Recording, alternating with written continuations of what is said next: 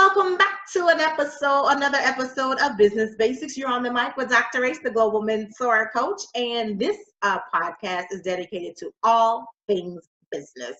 Because when you're in business, you want to make sure what you present is a visual representation of your business, its brand, and your standards. Now, listen, today I was at an event. It's a really big, great event for businesses, people who are entrepreneurs interested in starting a business, people at different stages of business, even those who are thinking about starting a business but not really sure what they want to do. And I met so many different people, and a couple people stuck out to me. And one person, the first person, has a business. I'm not going to say what it is, but he had a company t-shirt, bright, bold color. So of course he stands out, and that was like, yes, but the shirt was wrinkled. And I'm not just talking about a few wrinkles. It looked like that shirt had been balled up, and he just took it off and just put it on. You are a visual representation. This man was a walking billboard of his company. You think anybody in that space is going to take him totally seriously? Probably not. The saving grace was the person who was with him, not necessarily his business partner, but someone who does help in his business. And I'm going to say this most likely was his spouse, and a very polished woman. Taking in all the information, all of that. I was like, oh, she's the brains behind the operation, and he's the bra. And there's nothing wrong with that. Sometimes you need two arms to the business. Some people just want to do the day-to-day work, while others do the behind the scenes, and that's okay, because that may not be you, but you still need to be a proper reflection of your business. And having that bright colored shirt on, that was really a good selling point, that really had him stand out.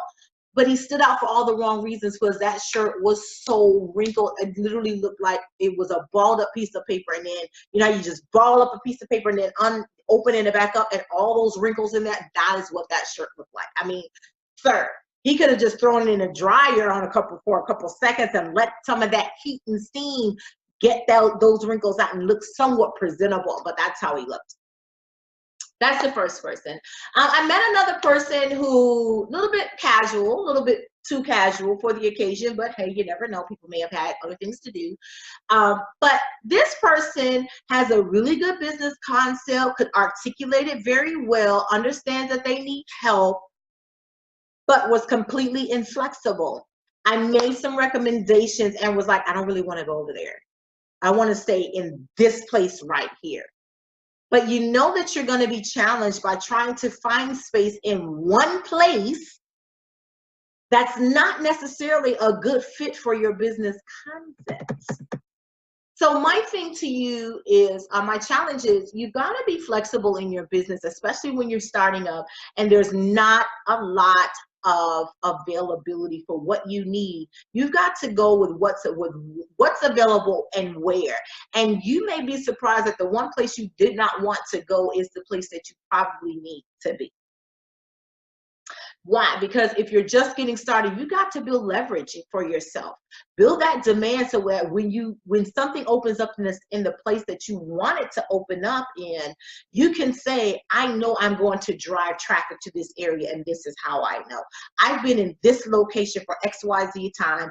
I've surveyed my customers, I've surveyed the land, and they've said that even if I move to this area, they will still come with me, which means that's greater exposure for da-da-da-da-da. But by closing yourself off and completely disregarding suggestions to help you move it forward in your business before you even get started, it's probably not a good way to go, which means you're going to struggle. You want to be flexible. I'm not saying be flexible to the point, that you compromise everything about your brand and your business. But what I am saying is, maybe there are other areas that are a better fit for what you need, especially in the growth phase, where you're in the startup phase and you're just trying to get exposure and get out there. It's location, location, location.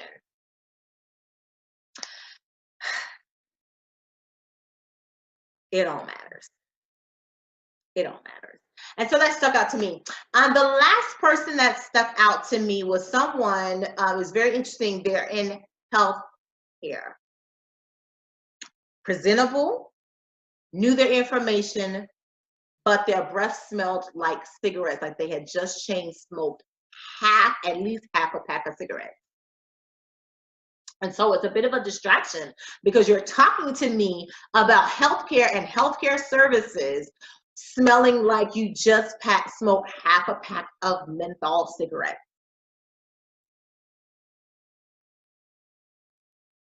Kind of a bit of an oxymoron. Now, does it make sense? Of course not. You can be in healthcare and still not be healthy and make healthy decisions. Absolutely. One has nothing to do with the other.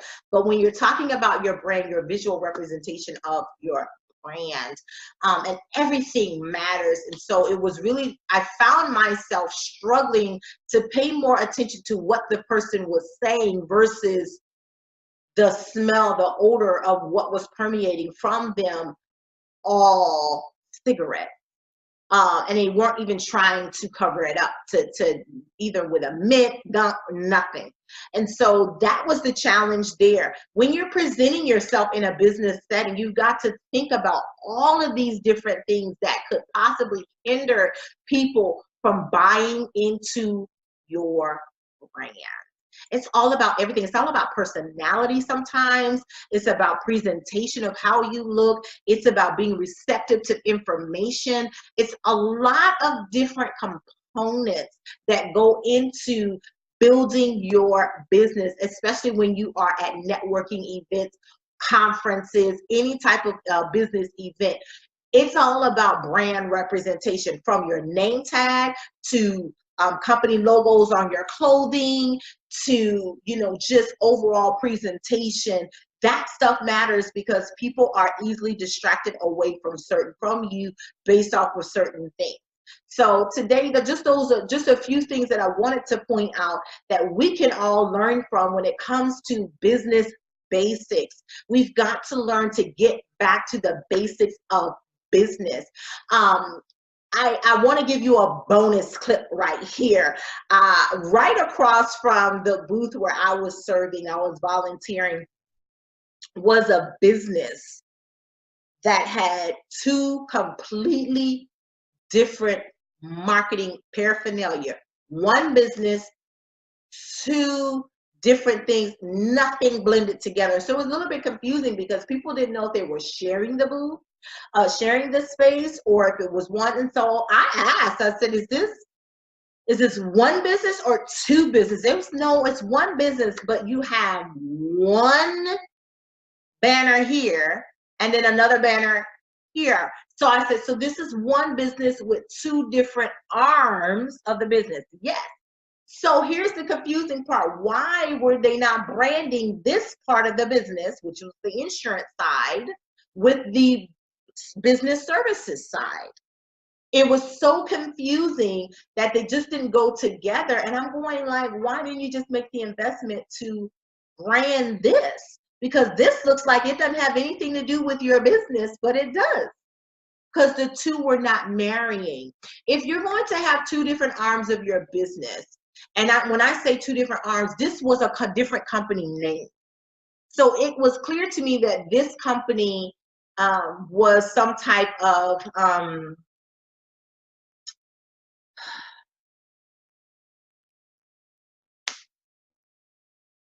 representative of this. They bought into, basically you can buy into this, an insurance company, and become a representative of this, have your own company selling this particular insurance. But instead of branding it under their umbrella so it can have all the same branding and just speaking to the fact that it's paid out to this company, they had that company's big old logo and all of that, and it just didn't come together very well. So it was confusing because it was one booth, two totally different company branding, but it was under one umbrella. It was so confusing. You want to make sure that everything comes together and your message is not confused, because once your message is confused, people will walk away. They're just going to come to that table, take the goodies, and keep going. Why? Because they have no idea what you're talking about. They have no idea what you're doing. They have no idea what the benefit is to them. It's going to seem like you're fragmented in your business, which means they're going to think that you can't really help them because you don't know what you're doing, because you're fragmented, versus having something that is focused, it's clear, and you're not mixing messages and signals. So that's been another episode here of Business Basics. Remember, don't stray away from the basics. They're basics for a reason, and they work. So don't confuse your brand. Stay true to your brand. Make sure that your standards, your brand, everything that you say and do, make sure you are a walking billboard, because you want to make sure that it's a proper visual representation of your business. Thanks for tuning in with me, Dr. Rach, the Global Mentor Coach. There's been another episode of Business Basics. Hey, if you like this podcast, make sure you share it with your friends, your family, people you know who are in business, people who are talking about starting a business. Let me help them grow their business by learning from a couple of things that I observe, things that are happening in the news. We're here to help each other grow and glow up.